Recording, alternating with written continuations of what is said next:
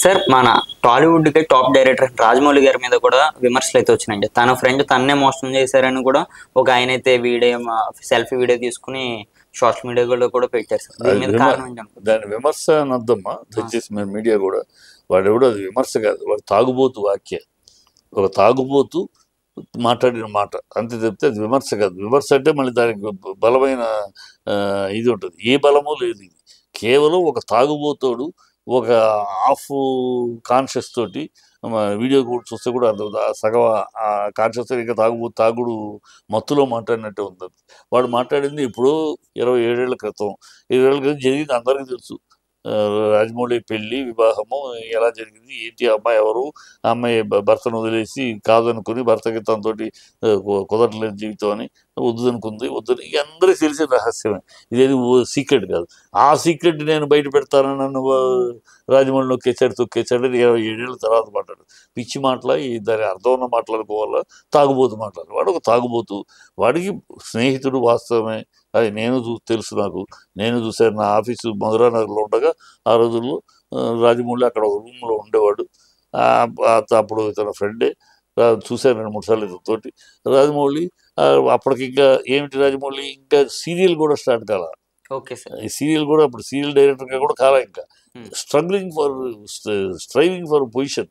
తన కెరియర్లో ఆరంభ దశలో ఉన్నాడు. కెరియర్ సాధించుకునే పోరాటంలో ఉన్నాడు. ఆ టైంలో ఫ్రెండ్ ఓకే సంతోష్ ఇద్దరు ఉన్నారు. అప్పుడు ఏదో జరిగింది, అయిపోయిన తర్వాత ట్రావెల్ చేశాడు. నేను యమదొంగ సినిమాకి నేను ఎగ్జిక్యూటివ్ ప్రొడ్యూసర్ చేసింది ఎవరు, కూర్చోబెట్టింది నువ్వేమైనా పెట్టావా గడుచుకుంటా. నేను ఎగ్జిక్యూటివ్ ప్రొడ్యూసర్ నిలబెట్టింది కేవలం రాజమౌళి. తన గౌరవంతో, ఆయన మీద గౌరవంతో వాళ్ళు ఎగ్జిక్యూటివ్ ప్రొడ్యూసర్గా పెట్టుకున్నారు. నీకు స్థానం ఇచ్చారు, అందరూ గౌరవం ఇచ్చారు, రాజమౌళి ఫ్రెండ్ అని. అది నిలుపుకోలేను. నిలుపుకోకుండా తాగడం తెగికొట్టితే క్యారెక్టర్ లేదు, క్యారెక్టర్లెస్ ఫెలోగా ఇచ్చిన అవకాశాలు ప్రొఫెషనల్ డీసెన్సీ లేకుండా, ప్రొఫెషనల్ డిగ్నిటీ లేకుండా, ప్రొఫెషనల్ సిన్సియరిటీ లేకుండా నీ జీవితం నాశనం చేసుకున్నావు. అది చేసినా ఎన్నాళ్ళు చేస్తారు? నువ్వు తందనాలు ఆడుతూ ఉంటే నీకు ఇంకా చేస్తారో వదిలేశాడు. అందుకని 28 ఏళ్ల తర్వాత ఇవాళ వచ్చి నేను ఎంతో చేశాను. ఏం త్యాగం చేసావు నువ్వు? నీ వల్ల రాజమౌళి కెరీర్ ఏంటి? బుద్ధి ఉందా? నీకు రాజమౌళి కెరీర్కి సంబంధం ఉంది. రాజమౌళి తన శివశక్తితోటి తన కష్టంతో వచ్చాడు, తన కష్టపడి శ్రమపడి వచ్చాడు. అదృష్టం కలిసి వచ్చింది. పెద్ద పెట్టుబడి పెట్టే నిర్మాతలు దొరికారు అతని టాలెంట్ నమ్మి. నువ్వు సాక్రిఫైస్ ఉంది. నీ వల్ల నీ కెరీర్ తను తొక్కడానికి నువ్వేమన్నా నీ అవకాశం వస్తే అది కెరీర్ తను లాక్కున్నాడా? నీ టాలెంట్ ఏంటి? నువ్వేమన్నా ప్రూవ్ చేసుకున్నావా జీవితంలో ఏమన్నా నీ దగ్గర ఈ టాలెంట్ ఉంది వీడి దగ్గర, శ్రీనివాస్ దగ్గర అని ఎప్పుడన్నా ఎవరి దగ్గర ఒక మార్క్ సంపాదించావా? నీ టాలెంట్ వల్ల తాగేసి పొద్దున్నే సాయంకాలం దాకా తాగినా కూడా మాట్లాడగలడు. అదే నీ టాలెంట్కి, అంతకన్నా ఏం లేదు అనేది ప్రూవ్ చేసుకున్నావు జీవితంలో. నీ ఫెయిల్యూర్కి ఇప్పుడు అతని మీద వంక పెట్టి అతన్ని ఏమిటంటే నాకేం కనపడుతుందంటే ఇక్కడ కేవలం ఒక బ్లాక్మెయిల్ చేస్తే నేను చచ్చిపోతాను, అది నేను అతని స్నేహితుడిని చచ్చిపోతాను. ఎవరో ఒకడు అయ్యో లేనిపోయి నీ కుటుంబ విషయాన్ని కూడా లాగితే, అయ్యో ఏదైనా అనవసరంగా జరిగితే రేపు పొద్దున్న కుటుంబ గౌరవం అంతా మర్యాద పోద్ది అని రాజమౌళి కంగారు పడిపోయి ఎవరో ఒకళ్ళు పంపించి, ఏంట్రా చిన్నటి అప్పటి స్నేహితుడే కదా నువ్వు, ఏంటి నీ బాధ ఏంటి, ఎందుకు ఈ పిచ్చివాగుళ్ళు ఏం చేస్తున్నావు, ఏంటి ఈ బాధ అంటే, అప్పుడు ఇదిగో నాకు అది లేదు ఇది లేదు, నేనేం చేయాలి, అందుకని చచ్చిపోతాను అనుకుంటున్నాను, నీకు అది లేదు అంతే కదా, నీకు కావాలి ఇదిగో నేను ఏర్పాటు చేస్తానులే. ఎవరు రాజమౌళికి 10 లక్షలు పెద్ద విషయం కాదు, అది చేస్తాడులే అని వీడు ఊహించుకున్నాడు. ఊహించి ఇలా బ్లాక్మెయిల్ చేస్తే అలా వస్తారు, వచ్చినప్పుడు మనం ఏదో సెటిల్ చేసుకోవచ్చు. ఆయన కుటుంబ గౌరవం కదా, ముందు రోడ్డు మీద పడిపోతాను. రాజమౌళి అవి లెక్క చెయ్యక్కర్లేదు.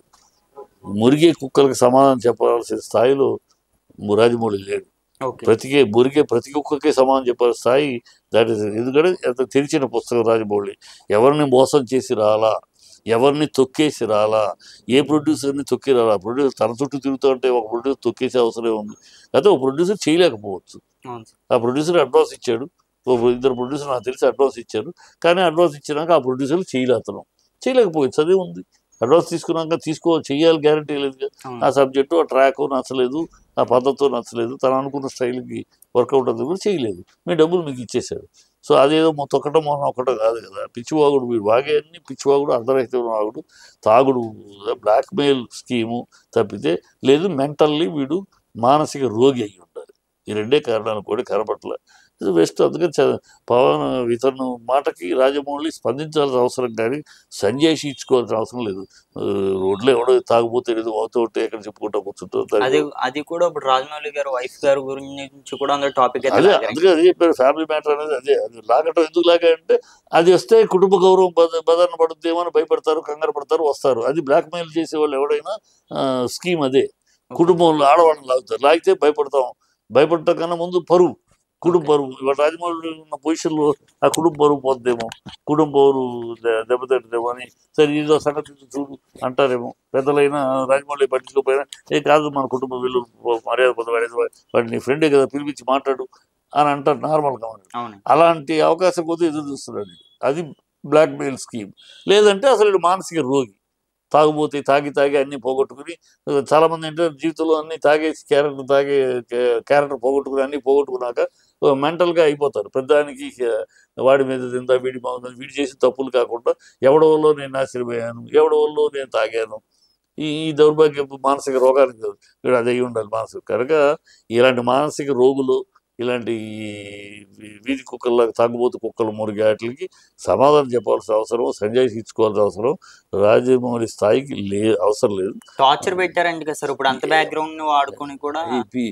వీడి బ్యాక్గ్రౌండ్ ఏముందని, వీడి బ్యాక్గ్రౌండ్ వాడుకుంటారు. ఏ పిచ్చి, వీడి బ్యాక్గ్రౌండ్ ఏముందని, వీడితో పెద్ద పోటుగడ్డు 100 కోట్లు పెట్టుకుంటా 100 కోట్లు రాజమౌళికి ఇచ్చినట్టు ఏ పిచ్చిపోగడు. వీడి స్థాయి ఏంటి, వీడేంటి, ఫ్రెండ్షిప్ ఓకే సంతో, అందుకే ఫ్రెండ్షిప్ అయితే నువ్వు త్యాగం చేసినట్ట.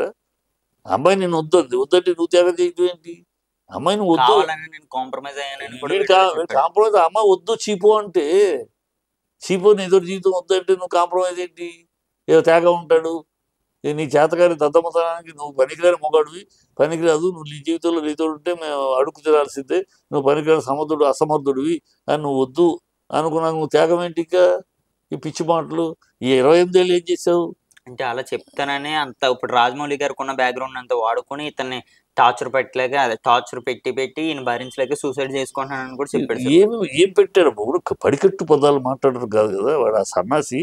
ఇదిగో ఈ విషయంలో నేను ఇలా వెళ్తా ఉంటే నన్ను అడ్డుకున్నాడు, నన్ను టార్చర్ పెట్టాడు అని చెప్తే, ఒక ఆధారంతో చెప్తేవాడు. ఏమన్నా టార్చర్, పడికట్టు పదాలు, టార్చర్ పెట్టాడు, నన్ను అవమానించాడు, నన్ను హింసించాడు, నన్ను వేధించాడు, ఎన్ని పడికట్టు పదాలు.